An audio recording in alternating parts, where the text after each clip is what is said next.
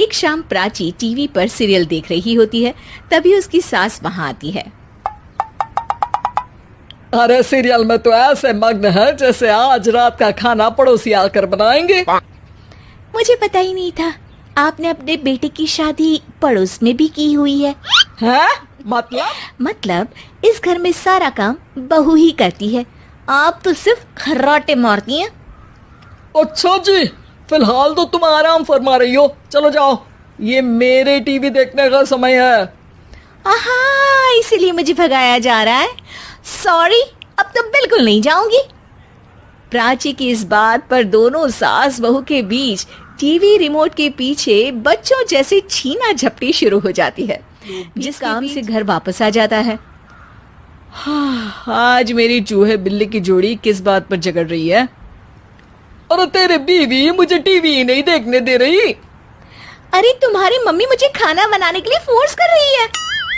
अरे वाह, ऐसे बेतुके रीजन पर तो बच्चे भी झगड़ा नहीं करते। अरे मुझे कुछ मत बोल, सब इसने ही शुरू किया है। हाँ हाँ, जैसे आप तो बहुत दूध की धूली है ना। अरे बस दोनों चुप। प्राची जाओ, खाने की तैयारी करो। और माँ तुम छोड़ो, तुम्हें क्या बोलूं, शांति से अपना सीरियल देखो।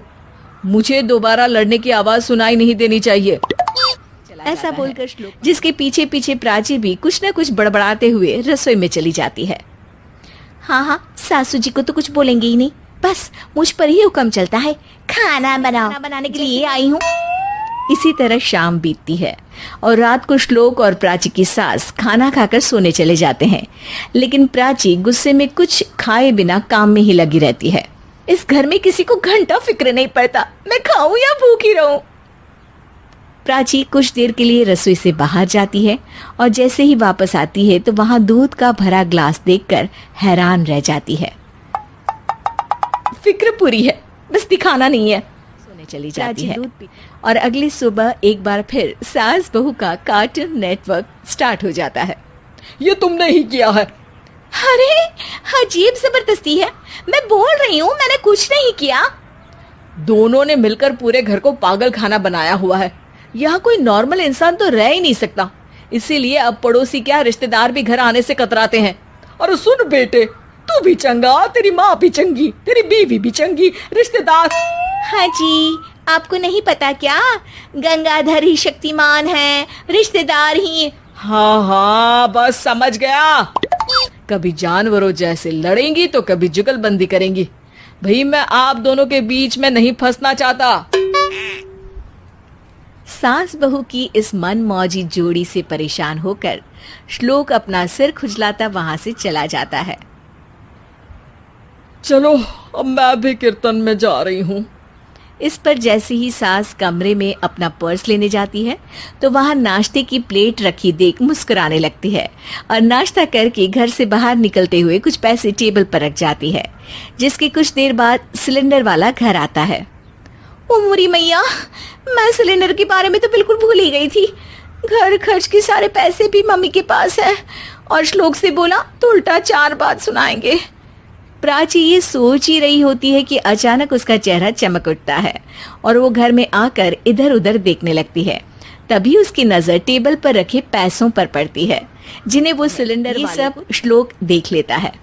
अच्छा बेटे, इतना बड़ा घोटाला, सबके सामने मैं तेरी दुश्मन और पीठ पीछे तेरी मेरी यारी।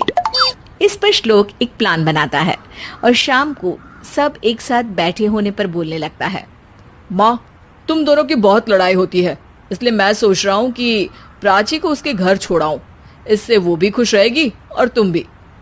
अचानक श्लोक की ये बात सुनकर सास बहू शौक से उसकी तरफ देखती हैं। अरे ऐसे कैसे घर छोड़ाओगे, मुझे कहीं नहीं जाना। अरे तुमने बोला नहीं पर मैंने सुन लिया, तुम्हें मम्मी के साथ रहना अच्छा नहीं लगता, मुझे पता है। अरे वाह, अरे जब बहू खुद कुछ काम बोले तो वो तुझे सुनता नहीं, और अब जो इसने बोला ही नहीं वो तू समझ गया। जब उसे नहीं जाना तो फिर जबरदस्ती क्यों कर रहा है? अच्छा, फिर आपको मौसी के घर छोड़ाता हूँ। बस अब आप दोनों एक घर में एक छत के नीचे नहीं रह सकती। मैं इस टॉम एंड जेरी की जोड़ी को और नहीं झेल सकता। है? ऐसे कैसे नहीं रह सकते? तुम्हें इतनी दिक्कत है तो तुम्हारा बोरिया बिस्तर पैक कर देती हूँ, लेकिन मम्मी जी कहीं नहीं जाएंगी। बिल्कुल यही सुनना था मुझे। अगर दोनों में इतना ही प्यार है फिर हर वक्त ये लड़ाई का नाटक क्यों करती हो? देखा मैंने कैसे माँ किचन में दूध रखती है और तुम उनके लिए कमरे में नाश्ता रखती हो, और कैसे वो पहले ही तुम्हारी दिक्कत समझकर घर में पैसे रखकर बाहर जाती है। अरे भाई, इतना ड्रामा तो डेली सोप में भी नहीं होता जितना तुम दोनों ने इस घर में फैलाया हुआ है।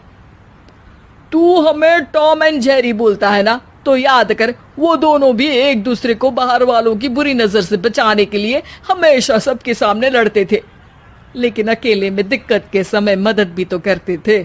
बस हमारा रिश्ता भी कुछ ऐसा ही है।